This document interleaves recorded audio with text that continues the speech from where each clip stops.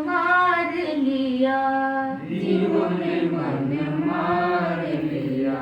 मैं तो उन संतों का दास जिन्होंने मन मार लिया। मैं तो उन संतों का दास जिन्होंने मन मार लिया।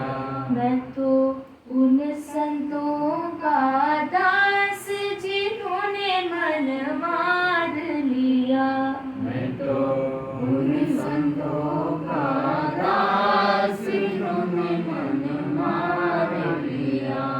मन मारा तन बस में कीना, मन मारा तन बस में कीना।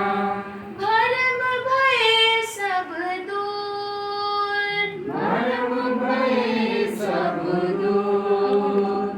मन मारा तन बस में कीना, मन मारा तन बस में कीना। भरम भय सब दूर। भरम भय सब दूर। बाहर से कछु दिसत नाही, बाहर से कछु दिसत नाही।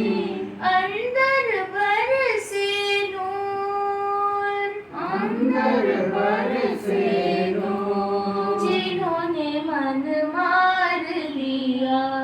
जिन्होंने मन मार लिया। मैं तो उन संतों का दास जिन्होंने मन जीत लिया। मैं तो उन संतों का दास जिन्होंने मन जीत लिया।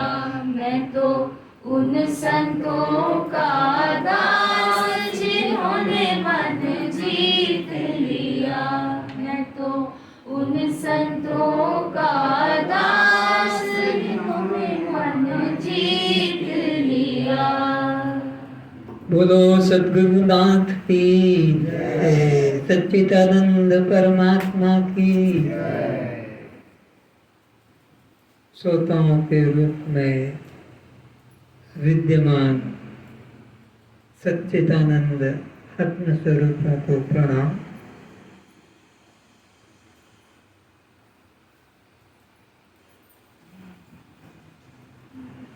अष्टावक्र जी यही समझा रहे हैं,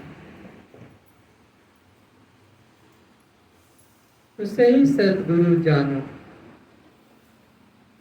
जो तुमको बाहर से अंदर की तरफ लौटा सके,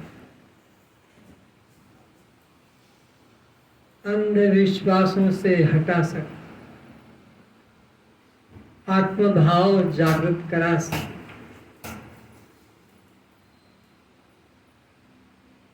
जो किसी का अनुकरण न करता, अपना स्वतंत्र मार्ग निकालता, ऐसे गुरु की खोज करो।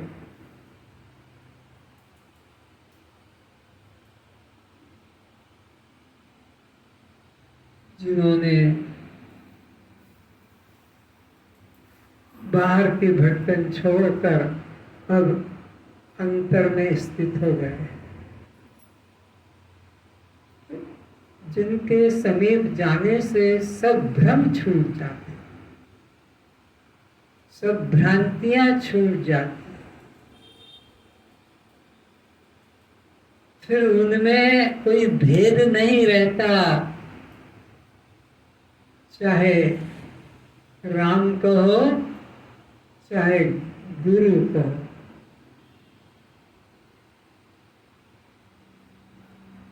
जैसे जल और पानी में कोई भेद नहीं रहता, जल कहो या पानी कहो, तो गुरु साक्षात परम ब्रह्म, निराकार कहो कि साकार कहो, कोई भेद नहीं रहता, जो तुम्हें भ्रांतियों से मुक्ति करा सके। कौन सी भ्रांतियों से मुक्ति करा सके? जिन भ्रांतियों के कारण जीवात्मा 84 लाख योनियों में भटकता चला आ रहा, और सबसे प्रबल भ्रांति तो है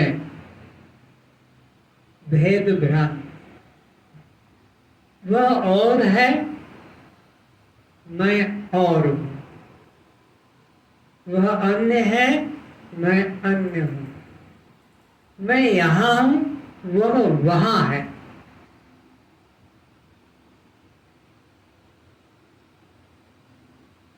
उस एक अखंड सत्ता में भेद देखना, यही सबसे बड़ा पाप है। जैसे जल की लहरें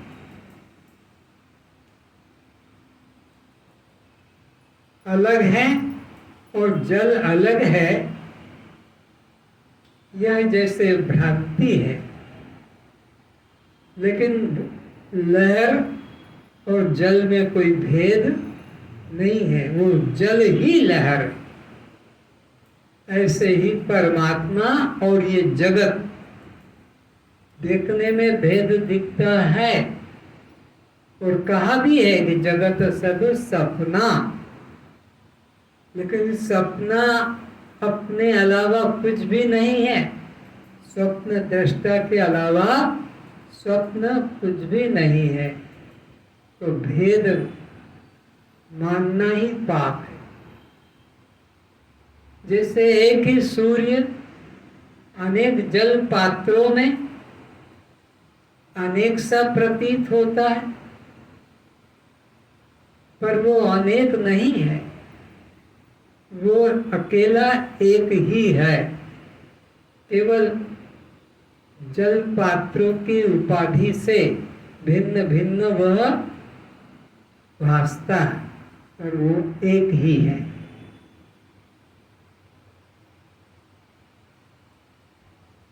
एक ही आकाश भिन्न भिन्न घट उपाधि के कारण भिन्न भिन्न आकाश लगते हैं, लेकिन आकाश तो एक ही और अखंड ही है। तो जब ऐसा सद्गुरु मिल जाएगा जो अद्वैत तत्व में पूर्ण आपको दृढ़ कर सके, तभी सब भ्रम भय छूट जाएंगे। फिर भय नहीं, भ्रांति नहीं, तो भय के साथ रस्सी में सांप दिख रहा था, प्रकाश हो गया, अब भय नहीं। तो जब तक आत्मा का, अपने आप का, अखंडता का, व्यापकता का, सर्वरूपता का बोध नहीं कि मैं ही सर्व हूं। जैसे सपने में जो कुछ भी मित्र शत्रु पापी पुण्यात्मा पशु पक्षी, सपने में जो कुछ भी दिख रहा था वो केवल स्वप्न दृष्टा ही था और कोई अन्य नहीं था। इसी तरह यहाँ पर भी अपने अज्ञान निद्रा में पड़े रहने से हमें ये जगत भिन्न भिन्न भासता है। पर जब सद्गुरु हमें ज्ञान का सुरमा, ज्ञान का अंजन लगा देता है, हमारी तीसरी आंख खोल देता है, उभार देता है। तीसरी आंख कौन सी?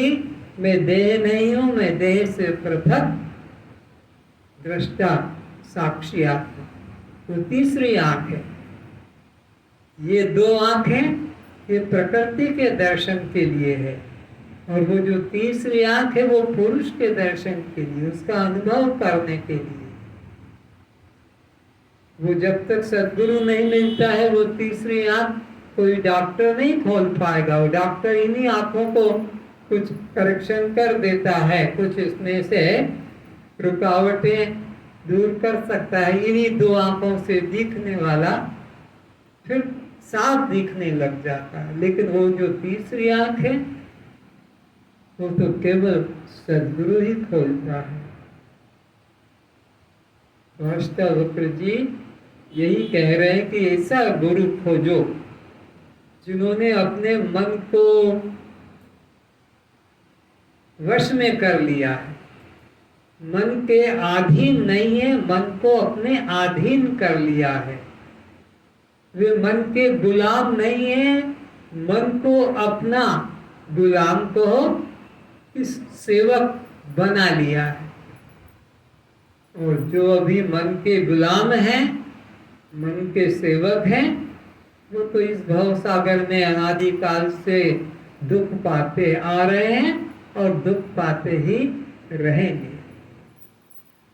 तो अब अष्टावक्र जी के ही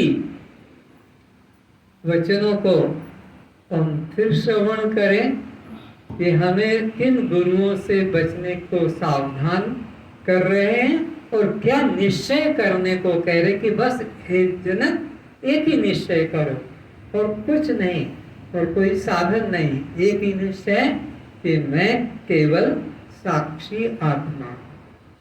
ये जप करने की बात नहीं, माला करने की बात नहीं, ये तो अपने नाम जाति का जैसे हम जप नहीं करते और भूलते भी नहीं, नाम को भी नहीं भूलते, जाति को भी नहीं भूलते, ये जैसे हमने धारणा बना ली, इसी की तरह हमें धारणा कर लेनी है कि मैं केवल साक्षी आत्मा और कुछ करना नहीं। शास्त्रों में उनके अर्थ केवल शब्दार्थ के रूप में ही मिलते हैं। लक्ष्यार्थ तो उन महापुरुषों के हृदय में प्रकट होते हैं जो वहां पहुंचे हुए हैं। गीता में लिखा है कि कृष्ण पक्ष में प्राण त्यागने वालों को पुनर्जन्म होता है और शुक्ल पक्ष में प्राण त्यागने वाले को पुनर्जन्म नहीं होता है। पर ये बात साधारण अर्थ सभी पढ़ लेते हैं। कृष्ण पक्ष काली रात्रि, शुक्ल पक्ष उजेली रात्रि। काली रात्रि में कोई मरेगा, चाहे वो ज्ञानी, चाहे विद्वान, चाहे सदाचारी क्यों ना हो, पुस्तक पढ़ने वाले, अक्षर पढ़ने वाले यही सोचेंगे कि काली रात्रि है और वो विद्वान ज्ञानी ही क्यों न हो, सदाचारी क्यों न, उसको तो जन्म लेना पड़ेगा क्योंकि भगवान ने गीता में कहा है। और जब उजेली रात्रि होगी तो गीता पढ़ने वाले, अक्षर पढ़ने वाले वो सोचेंगे ये उजेली रात्रि है और ये विद्वान नहीं, ये पापी, ये दुराचारी, ये अधम, इसका तो कल्याण हो जाएगा क्योंकि भगवान ने लिखा है कि शुक्ल पक्ष में मरने वाले को पुनर्जन्म नहीं होता है। पर ये शब्दों के अर्थ वास्तविक अर्थ नहीं है। वास्तविक अर्थ तो उनके हृदय में है जिन्होंने उस तत्व को पाया है। उनके हृदय में है कि ये शुक्ल पक्ष क्या है और कृष्ण पक्ष क्या है, उजेली रात्रि क्या है और अंधेरी रात्रि क्या है। तो ये तुम्हारा जो देह में मैं भाव है, यही वो काली रात्रि है। और इस देह भाव में जो भी प्राण त्यागेगा, चाहे वो उजेली रात्रि क्यों न हो, पुनर्जन्म लेना ही पड़ेगा। देह भाव ही काली रात्रि, अमावस्या है। और ये जो उजेली रात्रि, इसमें किसी का प्राण छूटे, कोई चोर, चांडाल, पापी, दुराचारी, तो मुक्ति होने वाली नहीं है, उसे तो जन्म लेना ही पड़ेगा। फिर शुक्ल पक्ष क्या है? ये जो आत्म भाव, साक्षी भाव, ये जो दृष्टा भाव, मैं में मैं भाव, मैं में मैं, बस मैं हूं, न यह हूं न वह हूं, केवल मैं हूं। ऐसा जिनों का भाव दृढ़ हो गया, चाहे काली रात्रि क्यों न हो, उसके मुक्ति में संदेह मत करना, वो नित्य मुक्त है। ज्ञान समकालीन मुक्ति होती है। जिस वक्त गुरु के निकट बैठकर उसने अपने देह भाव का मन से त्याग कर दिया और अपने दृष्टा साक्षी भाव में दृढ़ हो गया, वो तो पार हो गया, भव सागर से पार हो गया। अब वो शुक्ल पक्ष ना हो, कृष्ण पक्ष हो, तो चिंता मत करना। अरे वो कोई सांप के द्वारा खा लिया जाए और मर जाए तो मुक्ति में चिंता मत करना। अगर वो किसी बीमारी के कारण प्राण छूट रहा है तो उसके मुक्ति में संदेह मत करना। अगर उसको अन्य विरोधी लोग जीवित की हत्या कर दे तब भी उसकी मुक्ति में संदेह मत करना कि वो किसी हवाई जहाज के एक्सीडेंट से, कि ट्रेन के एक्सीडेंट से, कि बस के उलट जाने से प्राण छूट जाए, उसमें संदेह मत करना।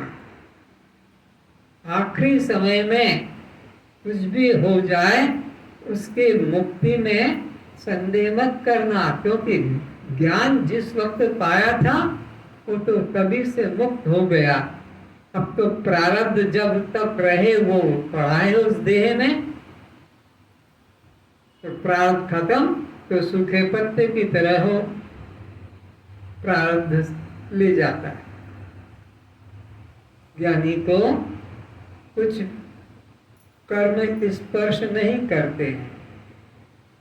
जिन्होंने अपने मन को वश में कर लिया है, मन के अधीन नहीं है, मन को आज्ञा देकर चलाते हैं।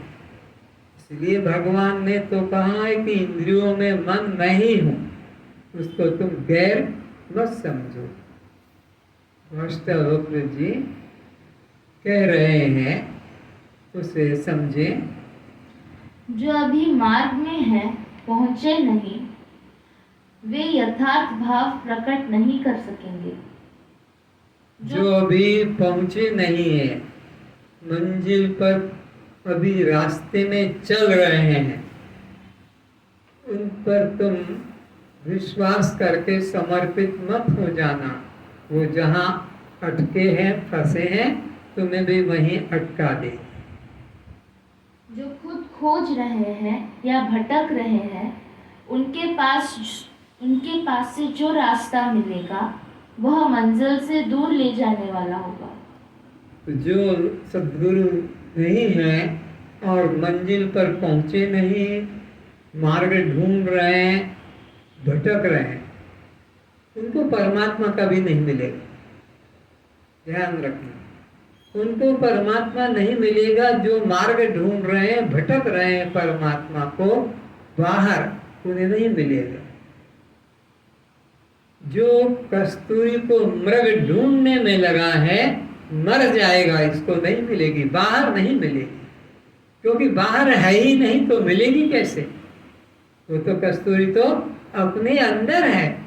तो जिन्होंने परमात्मा को मार्ग मान लिया, इस मार्ग से नहीं तो उस मार्ग से मिलेगा, यहाँ नहीं तो वहाँ मिलेगा, इसको तो अब परमात्मा की आशा करना ही छोड़ देना है। क्यों? कि परमात्मा बाहर कभी होता ही नहीं। परमात्मा ईश्वर सर्वभूतानां हृदय से अर्जुन तिष्ठति।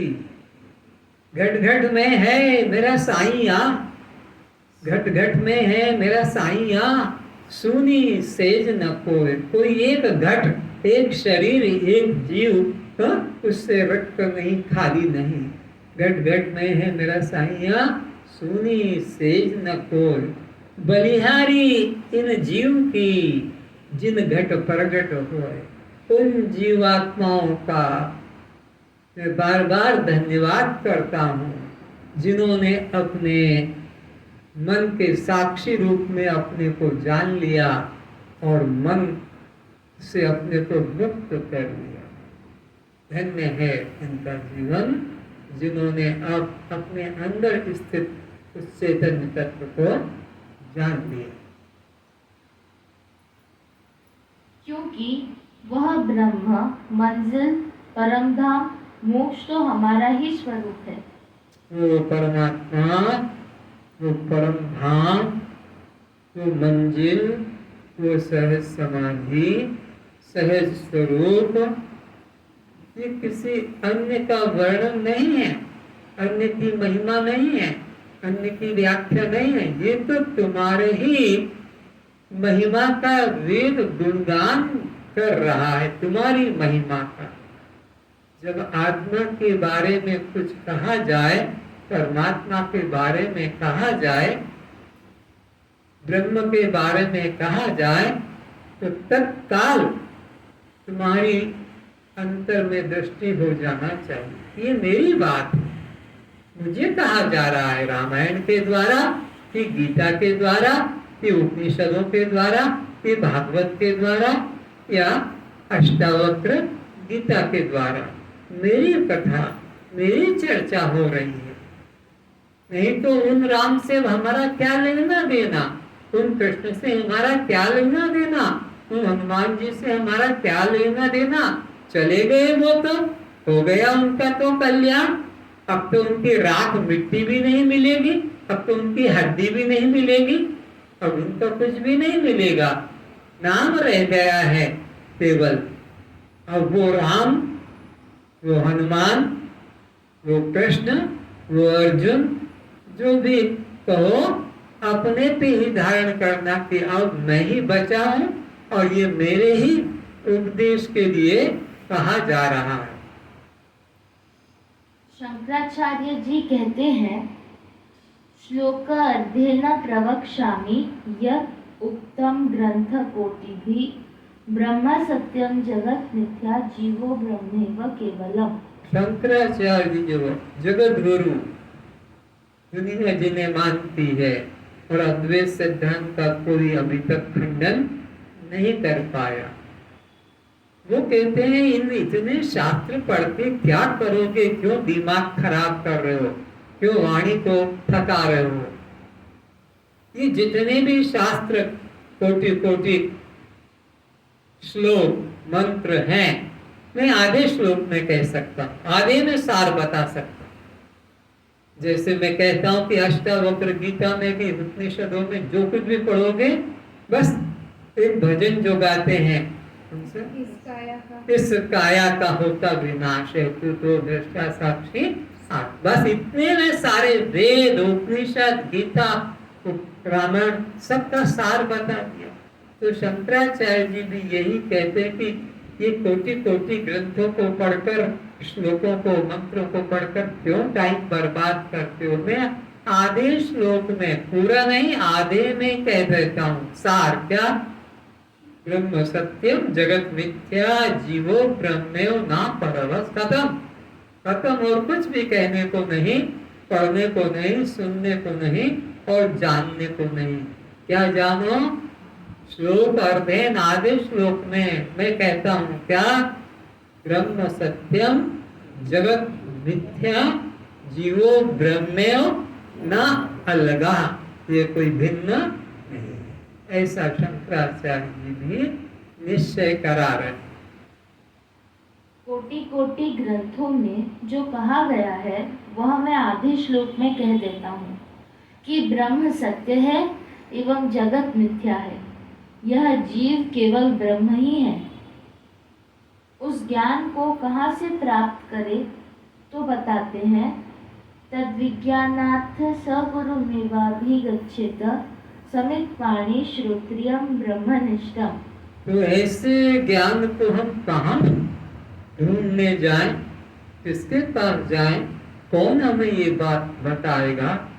तो वो भी बता रहे हैं उपनिषद के विषय कि ऐसे ज्ञान को पाने के लिए तुम किसी श्रोत्रिय और ब्रह्मनिष्ठ सद्गुरु के पास जाओ। और जाने की विधि क्या है, ये कृष्ण भगवान बताते हैं कि तद्विधि प्रणिपाते परिप्रश्न सेव्या उपदेक्षन्ति ज्ञानम ज्ञानी नस्त तत्वदर्शिनः। अरे उन गुरुओं के, श्रोत्रिय ब्रह्मनिष्ठ गुरुओं के शरण में जाकर सबसे पहले दंडवत साष्टांग लेटकर 8 अंगों के सहित भूमि पर ऐसे गिर जाओ जैसे लकड़ी या डंडा की बाड़ी गिर जाती है, जमीन पर पूरी चिपक जाती है। ऐसे उनको प्रणाम करो और फिर उनकी सेवा करो। सेवा करने के बाद वो अवकाश दें कि क्यों, क्या चाहते हो, क्यों मेरे पास आए। तो संसार की कोई बात मत करना, संसार की कोई कामना मत करना। बस मैं कौन हूँ, ये बंधन से कैसे छूट सकूंगा, आत्मा क्या है, बस इत्यादि प्रश्न करना। लेकिन लौकिक प्रश्न कभी मत करना कि सुख संपत्ति घर आवे कष्ट मिटे तन का। ये भिखारियों वाली प्रार्थना उनके सामने मत करना, नहीं तो तुम अपने मानव जीवन को खो दोगे हाथ से। ब्रह्म ज्ञान के पाने के लिए किसी आचार्य के पास जाना होगा जो श्रोत्रिय एवं ब्रह्मनिष्ठ हो। श्रद्धा भक्ति पूर्वक प्रथम गुरु को धारण कर वेदों के महावाक्यों का एकाग्रता पूर्वक संशय रहित होकर श्रवण कर। फिर एकांत में बैठे उस श्रवण किए हुए तत्व का अभेद की साधक एवं भेद की बाधक युक्तियों द्वारा मनन कर। तो बता रहे हैं कि पहले गुरु के निकट जाओ, प्रणाम करो, सेवा करो, और वो जब तुम्हें आज्ञा दे कि पूछो क्या पूछना चाहते हो, तो केवल अपने